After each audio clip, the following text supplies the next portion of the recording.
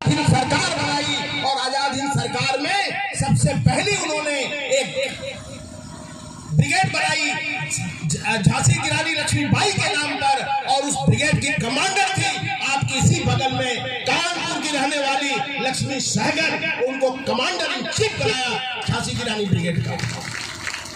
तो हम लोग तो एक ऐसे इतिहास को मानने वाले लोग हैं जहां लड़ना ही हमने सीखा है और लड़ करके ही अधिकार लेना सीखा है। बहनों, आपकी जो मांग है उस पर जब हमारे पास चर्चा आई और हमसे वार्ता हुई तो ये तय हुआ हमारी सेक्रेटरिएट में कि हमें तुरंत माननीय मुख्यमंत्री को एक पत्र लिखना चाहिए इस विषय पर। हमने तुरंत माननीय मुख्यमंत्री को पत्र लिखा, आपके प्रमुख सचिव आईसीडीएस डिपार्टमेंट को लिखा, और उसमें हमने कहा कि भाई अगर आईसीडीएस आपको ईसीसी एजुकेटर की भर्ती करनी है तो जो बहनें हमारी पढ़ी लिखी है उनको भर्ती कर दो ना। बाहर चले माना भाई, इनसे ज्यादा अनुभव किसके पास है? ये तो एक गांव में एक बच्चे को उसका बुलाने का नाम क्या वो भी जानती है।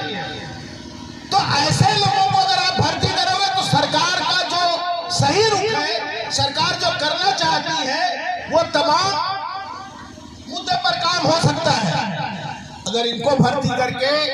लेकिन क्या है कि आजकल सरकारें नेताओं से कम अधिकारियों से ज्यादा चलाई जाती है। बहुत सारे देश के मुख्यमंत्री हैं जो लोग अपने दिल दिमाग स्व विवेक से काम अब नहीं लेते, अधिकारी उनके कान में जो फूंकते हैं उससे सरकार चलती है। इसलिए आज आपके इस मोर्चे से, आज आपके इस संयुक्त मोर्चे के मंच से हम माननीय मुख्यमंत्री को ये कहना चाहते हैं कि जरा आपको परिवार नहीं किए हैं, आपने तो सारा जीवन मठ में बिताया है। आज आपके मठ के आसपास रहने वाले बहनें भी आपके यहाँ आई हैं। गोरखपुर से हमारी गीतांजलि जी है, वो भी आई हुई है। प्रतापगढ़ से सुषमा वो भी आई हुई है। सावित्री जी भी आई हुई है वेस्टर्न यूपी से। ये सब क्या कहने आई है? यही कहने आई है कि जरा संवेदनशील हो जाइए और जो गलती आपके अधिकारी कर रहे हैं उसका खामियाजा तो अधिकारी नहीं भुगतेंगे। आईएएस की नौकरी नहीं जाएगी, आईएएस का तो बहुत होगा तो आप आईसीडीएस से तबादला हेल्थ में कर देंगे, हेल्थ से होम में कर देंगे, होम से और दूसरे डिपार्टमेंट में कर देंगे, लेकिन आपकी गद्दी जा सकती है। इसलिए आप सोच लीजिए कि आपको गद्दी पे रहना है या महिलाओं के द्वारा गद्दी से उतारने की प्रक्रिया में जाना है। निर्णय आपको करना है। हम तो मैदान में खड़े बहने, ये हमने जो दो मांग आपकी की, जैसे मिनी आंगनबाड़ी कार्यकर्तियों को भी सामान्य आंगनबाड़ी कार्यकर्ती बनाया जाए, ये आपकी मांग बहुत ही जस्टिफाइड है, क्योंकि मिनी जो है वो तो काम करते करते हो ही गई है, खाली उनको दर्जा लेना है और जो मानदेय आपके यहाँ मिलता है वो उनको मिलना चाहिए। रिटायरमेंट के लिए आप लोगों ने 10 लाख की मांग की है, क्योंकि आपको पीएफ नहीं मिल रहा है तो अगर ग्रेचुटी 10 लाख की डिमांड हो तो गलत नहीं है, सही है। और कार्य चार्ज के रूप में करने पर प्रोत्साहन राशि ठीक है, सरकार कम दे ज्यादा दे वो सरकार की मर्जी, लेकिन हम तो ये कहते हैं कि आप हमको सरकारी न्यूनतम वेतन ही दे दो, आप प्रोत्साहन राशि दो या मत दो, आपकी मर्जी। मैंने बहुत सारी लड़ाइयां हमने देखी है और बहुत सारे मंच पर हिंदुस्तान से लेकर दुनिया के बड़े बड़े देशों में हमें जाने का मौका मिला है और हमने जा करके देखा है कि जहां महिलाएं आगे बढ़ती हैं वहां समाज में एक नई ऊर्जा का संचार होता है।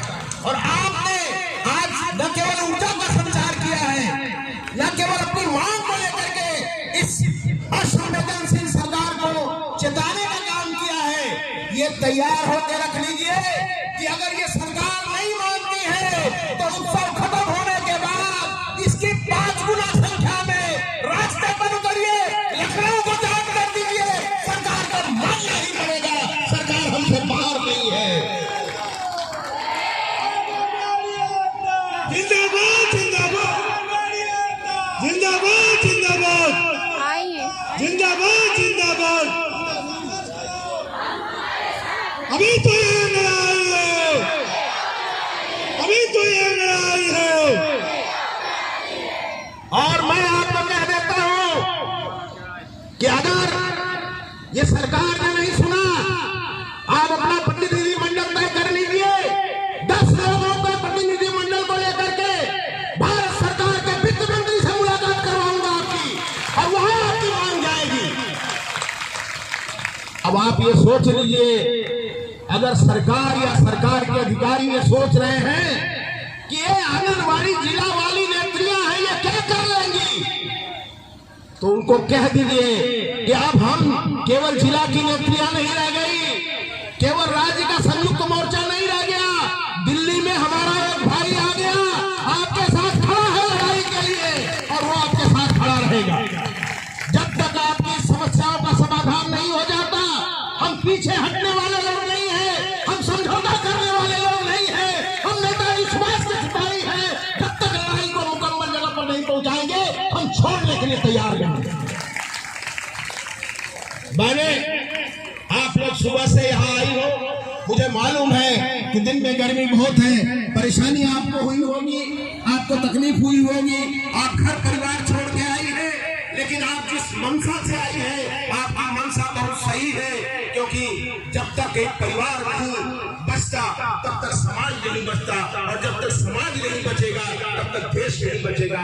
इसलिए आंगनबाड़ी की डिमांड को मान करके इस सरकार को उत्तर प्रदेश के समाज को मजबूत करना चाहिए, और उत्तर प्रदेश का समाज मजबूत होगा तो निश्चित रूप से उत्तर प्रदेश हिंदुस्तान का सिरमौर बनेगा, उत्तर प्रदेश हिंदुस्तान के सबसे विकसित राज्य के रूप में आगे आएगा। मुझे भरोसा है कि अगली लड़ाई और जोरदार करेंगे, हम एक साथ रहेंगे और एक साथ लड़ेंगे और एक साथ जीतेंगे, और जीत का स्वाद लेकर के उत्तर प्रदेश को मजबूत करेंगे, संगठन को मजबूत करेंगे। जो बहनें